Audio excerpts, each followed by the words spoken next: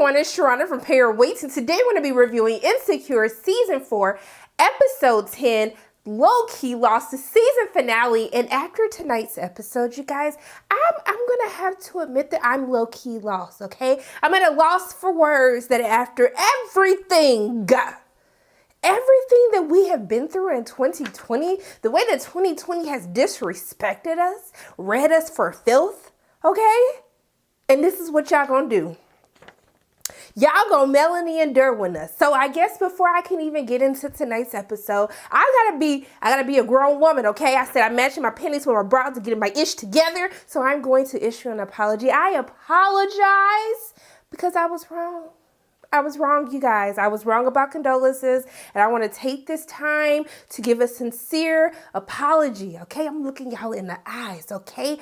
We see each other. I'm giving you guys an apology because I know I was like, I told you, but I was wrong, okay? So we're going to go ahead and get into the episode. I'm going to try to make it through this. It's just been a really rough time trying to put together, what I just witnessed, what I just saw. The fact that we're going to have to deal with condolences for a whole, season after this.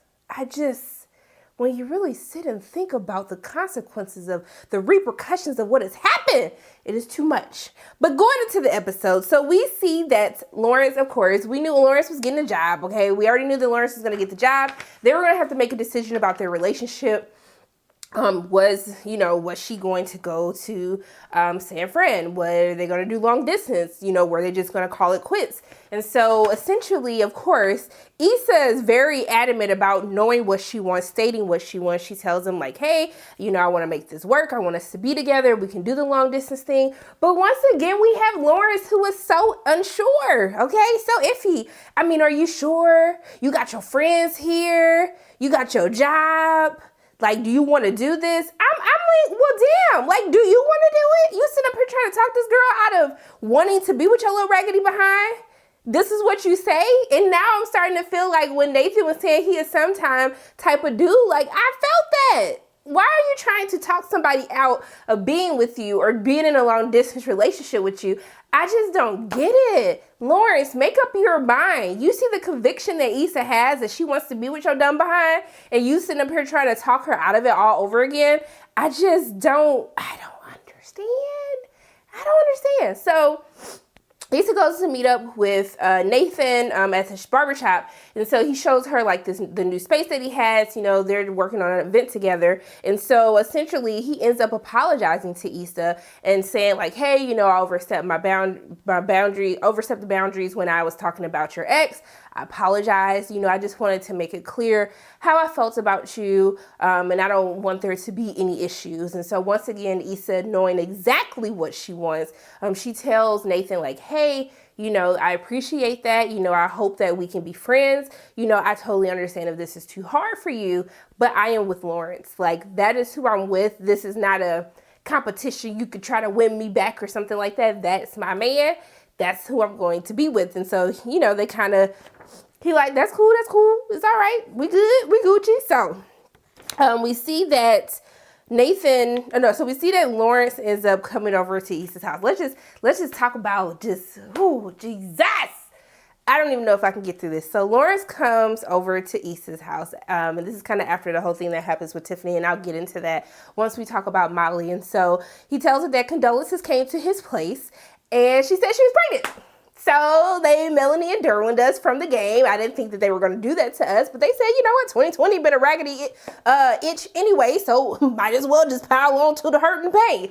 So I thought that it was very, so Practice Penny, he directed this episode. I thought that whole scene with Lawrence telling Issa this bombshell news was so beautifully shot. I like how when Issa is asking the next logical question that we're thinking in our heads, that they immediately go to a flashback to show what the real live conversation was between Lawrence and condolences. And so I was a little shocked when Lawrence was like, "Are you sure it's mine?" I'm like, "Sir, who else was she sleeping with?" I guess it's a fair statement if you guys haven't been together for quite some time, but I was just like, wow, that was kind of disrespectful how you asked that. But I'm just trying to figure out, why weren't you using condoms? How about they were like, we were careful. Well, if you ain't using the condom, that's not being careful, honey. What are y'all talking about? Y'all was doing pulling out or something? Talk about we being careful. Being careful means that we use protection at all times. Birth control, you even pulled out with a condom on, that's being careful, okay? Being careful is not like just raw dogging it. That's not being careful, sweetie. That's being irresponsible. Okay, that's why you're in the position that you're in now. But essentially, she says that she wants to keep it. She says that like she wants kids, so like why would she? It's not an ideal situation for her, but why would she get rid of her child? And so he was like, why do you want to keep it? Like, why did you, sir? Wow, really? You gonna tell her to have an abortion? Like that's what we doing right now? Like, bruh. Cause I also said, boo boo, I'm fine, okay? I'm good. I got this. I don't need your money. I don't need you. You can be as involved in the baby's life as much as you want to. But I just wanted to come and tell you. But I was just like, wow, how he like internalized that and make it seem like he was a victim. Like, why are you doing this? I'm just like, well, why would you nutting up in people? Why would you just like, pew, pew, pew, all up inside of condolences? I don't understand it. Wow. I was like, Lawrence, like, I don't even know why I was shocked about how he reacted to this entire thing. But you can see the hurt on Issa's face as, you know, she's processing this information, right? It's hard because, you know, they decided they wanted to be together. They have all this history with one another, and it seems, sorry, y'all. Excuse me. And it seems that, you know, when they finally get it together, they're finally back at this point where, you know, they're committed to one another. They want to be with one another. Be with one another. I don't know why I'm sneezing, y'all. That this happens, right? It seems that even when they think that the timing is perfect, it's not. And so it seems that Issa doesn't necessarily know what she wants to do. And then my question is, so Lawrence, are you going to take the job now? Are you going to go to San Francisco? Like,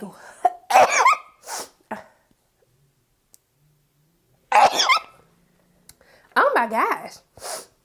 Are you going to go to San Francisco? Like, what does that look like now? So I'll be very interested to see how the storyline plays out. Most importantly, what is Lawrence going to do? Is he going to stay and help raise his child? How is that going to be for Issa and Lawrence? Because she thought the condolences was actually out of the picture at this point. And now you got to deal with this girl the rest of your life, honey. Honey, the rest of your life. So I don't know what's going to happen, but I really felt for Issa. Issa was look, she had to go smoke a blunt on a porch and just think about life, okay? I felt her in that moment, but we got to talk about Miley and Andrew, right? So Andrew's at a work party with Miley, and essentially one of her coworkers ends up coming to talk to her and says like, hey, you guys want to go to this after spot? She's like, yes, but he was saying like, nah. And so essentially Miley ends up talking him into going, which is another way Andrew is totally being a pushover. It just does anything that Miley wants him to do at whatever time Miley wants him to do it. But we see when they get home and he wants to looking for LaToya, Miley's like, I'm tired. He was like, oh, okay, well, that's cool, boo. Well, I'm not going to spoil anything for you, but I'm finna watch this, okay? And then she was like, no, I know you're not finna watch it without me. And then he made a little slick comment, like, once again, like, doing stuff on your time. And so they get into this whole argument where he basically tells her, like, hey, like, we do everything you want to do when you want to do it. You guys peeped in the other episode when he said he wanted Indian food, but then she decided to go get something else, that it's always on Miley's terms and no one else's terms. And so he feels that he's been bending over backwards for her, but she doesn't give him the same respect back, i.e. having a conversation with her brother, trying to figure out if they can mend this relationship.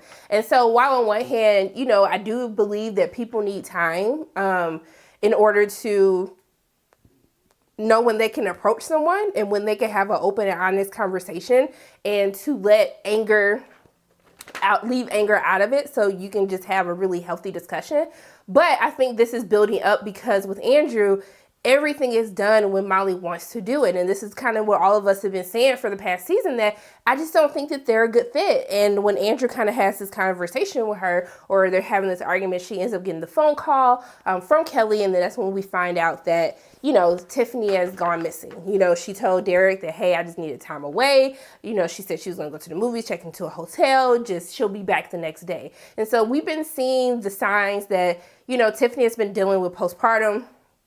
after having the baby, but it seems that everyone's kind of been ignoring the signals. Kelly could kind of tell something was wrong. Derek could tell something was wrong, but as he was talking to them, he was just like, I just thought this was a phase. I thought that this is something that was going to, correct itself on its own. Like if I was there for her and supported her the best way I can, and that it was something that she was going to be able to handle.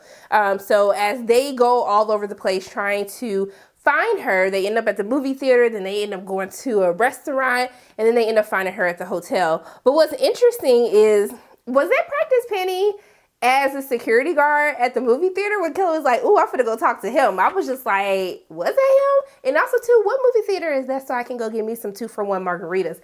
I'm just saying, was it 2 for 1 or 2 for $1? I just need these type of deals because I don't know what y'all movie theaters were doing before the Rona closed them, but we weren't getting those type of deals. I was just like, wow, I just need to know what chain that was so I can go and give them some of my business, okay, when the Rona goes away. But we see that they're on a bus, right? And I think that this scene is very interesting because there's this like white guy that's sitting next to her, like talking to Kelly, like, you're my inner black woman, like, hey girl, trying to be all kiki with her and stuff like that. And so once they realize that Tiffany is actually at the Sheraton, they end up passing it. They go to the bus driver, try to tell the bus driver to stop. The bus driver is not having it. But when Kelly was basically calling him Ossie Davis, I said, you know what? I am done with you, Kelly. But this is why I love her ever so much, because she brings me all of the joy, okay? But they end up hitting the stop button against his wishes. They race out of the bus. They're trying to get to the Sheraton. However, the bus driver calls the police on them, okay? He yells at the police, has them go find them. And then the white dude that was sitting next to her with his little white girlfriend or whatever she was, and then all of a sudden, how quickly he turned against her. They were doing this. I'm like, sir, mind your business, okay? Because it had nothing to do with you. Just mind your business. That's all. But I love how the cops, they said, you know what, y'all? I ain't got time for this. We are not about to be these racist cops today. We taking our behinds home. We minding our business. So you need to go mind your business. And y'all go do y'all business. And we can get on about our day. But when Kelly was ready to like get buck with him, okay, that's the friend I need. I need a friend that is going to stop a bus, okay, get in trouble, get the police called on you for stopping the bus, then going off on everyone, cursing everybody out. That's the friendship that I need, okay? I need a ride or die who's about that life, okay? Because Kelly was about that life. They end up finding Tiffany, and Amanda does such a perfect job because you see how lost, this episode is called Low Key Lost. You see, well, Tiffany's lost the entire episode, but then when we find her, you can see that she's lost. She doesn't necessarily know what to do. She doesn't know how to do this. Even Derek is lost the entire episode because he's trying to think about, how did I miss the signs? Like, how did we get to this point? What could I have done better? But we see that they just end up hugging. Derek just seems to be so good with Tiffany, but just the vulnerability that they had in the scene, I think Amanda did a fantastic job with her character, Tiffany. And I hope that this isn't all that we see about the postpartum. I hope that we get to delve into this a little bit more. I hope that we get to see Tiffany maybe in therapy to really work through this, and some type of mommy group, or talking to other women, Black women who have been through some of the same things that she has as well.